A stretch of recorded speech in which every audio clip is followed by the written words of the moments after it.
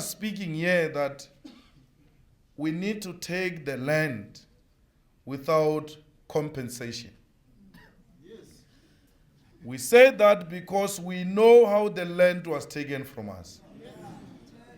And we know that when they came in, especially with the Land Act,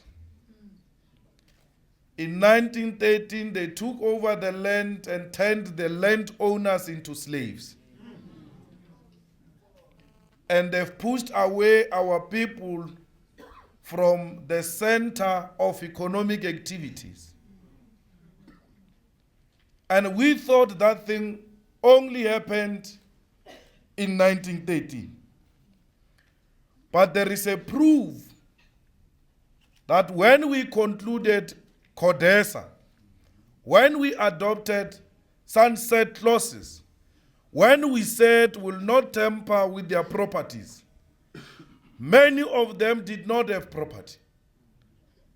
Actually, they attained the deeds of grant from the deeds office, majority of them in 1994, on the eve of democratic elections. Many of them did not pay anything for that.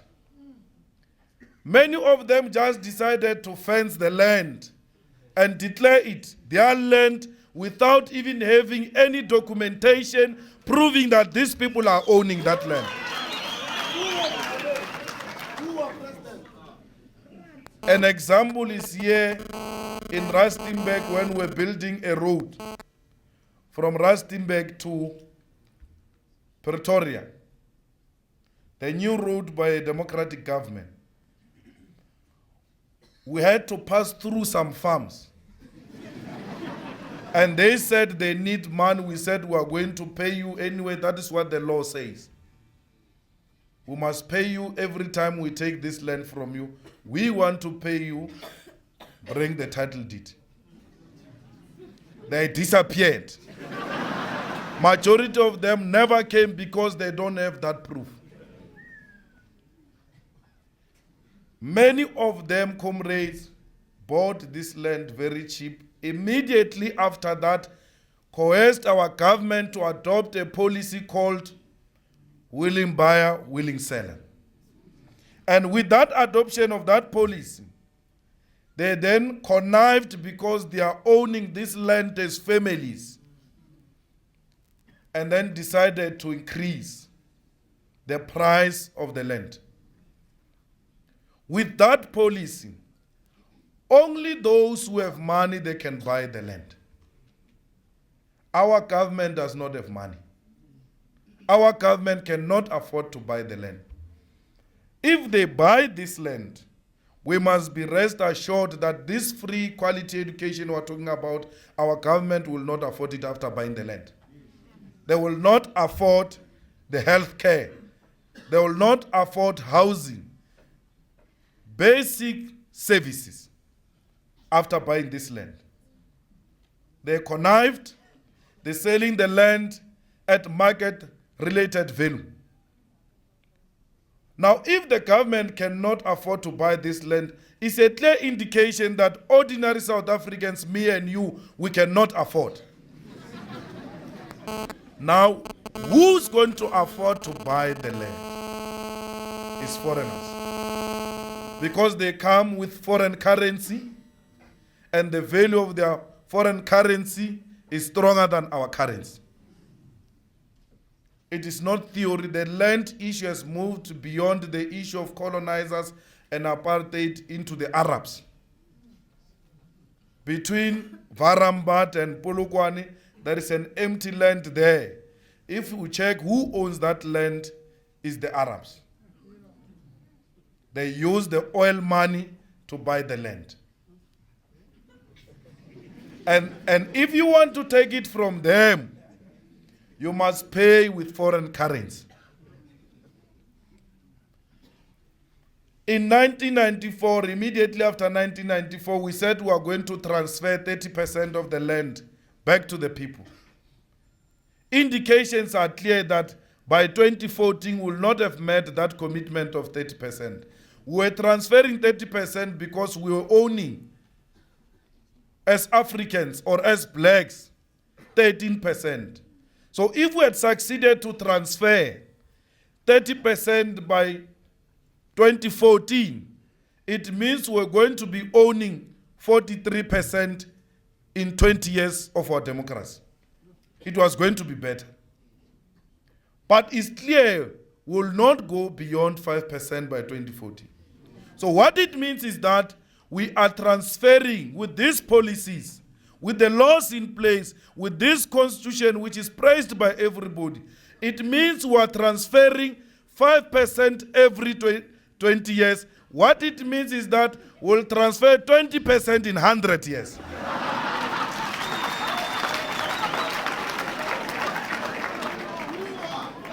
What it means is that we will not even meet 30% in 100 years if we want to continue with these policies.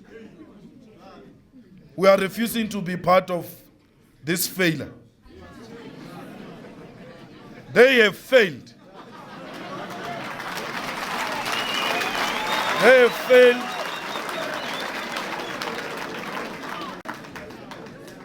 They have failed to transfer the land back to the people. And therefore, we need a radical shift.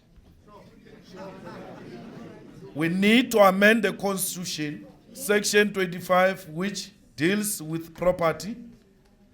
And then we say to them, the land should be transferred back to the state. In the same way we transferred the minerals to the state. By the way, our minerals were in the hands of private sector. And we said we are transferring them back through legislation, through law. Let us use our majority. That's what we call political will and commitment. What is this majority for? Why are we always told to get two-thirds majority? Get it to do what? To be able to amend some of these compromises we've made before 1994.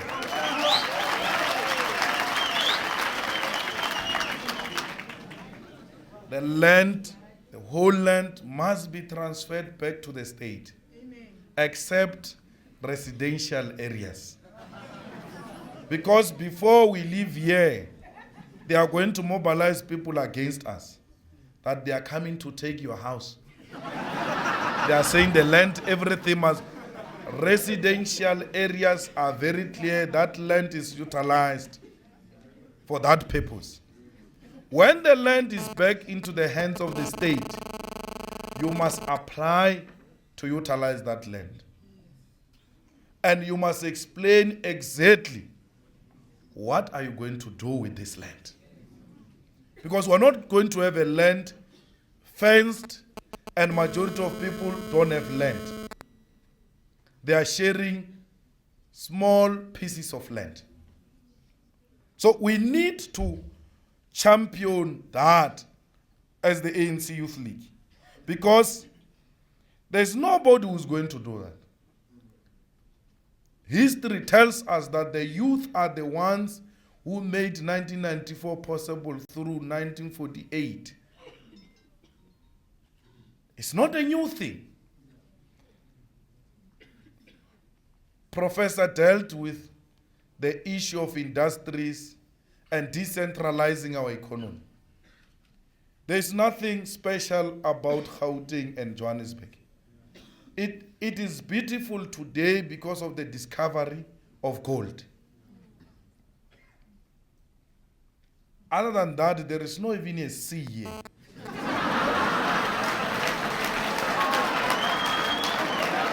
Maybe if it was Durban, maybe if it was Durban or Cape Town or Eastern Cape, perhaps that was going to be so special. Now, if discovering this nice mineral in Johannesburg made Johannesburg to be what it is, why are we not turning Rustenburg around with the discovery of platinum?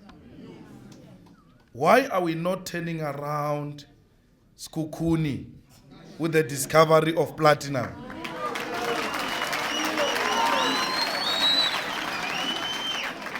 Why are we not turning around Kimberley? And I don't know why the apartheid decided to ignore Kimberley, because that diamond, they were mining it since. We should turn it around. There is nothing that looks like diamond in Kimberley. In Rustenburg, Skukuni is west. It looks like a desert. But yet they've got a precious mineral and very profitable platinum. These industries we are talking about through beneficiation, they are simple. Prof is trying to simplify these issues for us, and that's what the Youth League is trying to do, because these people, when they want to undermine our aspirations, they will tell you will not understand economic issues. That's how they want to suppress and undermine our aspirations. This thing is simple like this. In Kimberley, there is diamond. We mine it. We polish it in Kimberley. And that means opening of another factory, by the way. And the opening of another factory means employment of other people from Kimberley. And after polishing it, you transfer it into the new factory of cutting the diamond. It's as simple as that. There's no complication about that. Why should people make it so? Why should they make it so difficult? Like it's something so difficult we can't understand it. Opening a factory and polishing diamond. If China is a real friend, or India, this BRICS arrangement, if they are our friends, and there is an argument that we don't have skills to polish and cut, and they've got those skills, they must come here, open the factories here, and teach us how to polish and cut.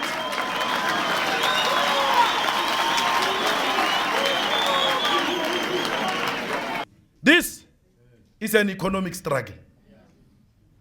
They will discredit you. They will call you all manner of names because they control everything. They will investigate you. They will want to project you as this person, which people must be scared of. But over and above, they are friends. Once we take over this economy, they are likely to withdraw their investments. It's a reality that our prison will be the withdrawal of investments. There can be some decline of the economy. But for as long as we show the will and the commitment, they will come back. They did that in 1994. It will not be for the first time. They left the country. They said the country cannot be led by a prisoner. We don't know anything about running the country. The same thing they say today, you know nothing about running the economy. This economy will collapse. A prisoner proved them. And he ran a successful government. President Nelson Mandela.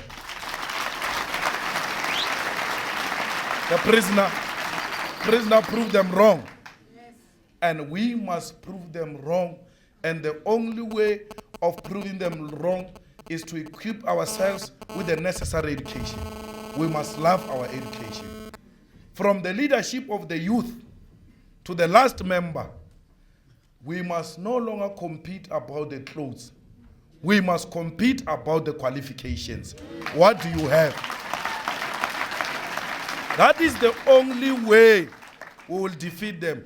The reason I say so is because they knew. That's why they introduced a separate education for blacks. They knew that with proper education, they will never oppress you. It is this education which is going to liberate us from this nonsense. This is a nonsense which we must never tolerate. And we don't need anybody's permission. This is our struggle. We are defining it for ourselves. We are not asking somebody to ask the Queen to give us permission. We are fighting against the ownership of property in South Africa by the Queen. The Queen must own in Britain, not here. And we must own here. Because the Queen, they are able to do such royal weddings, expensive as they are, because they exploit our resources. They run their economies through our resources. Without our resources, there will never be the so-called developed world. They are a developed world because of us. Thank you very much.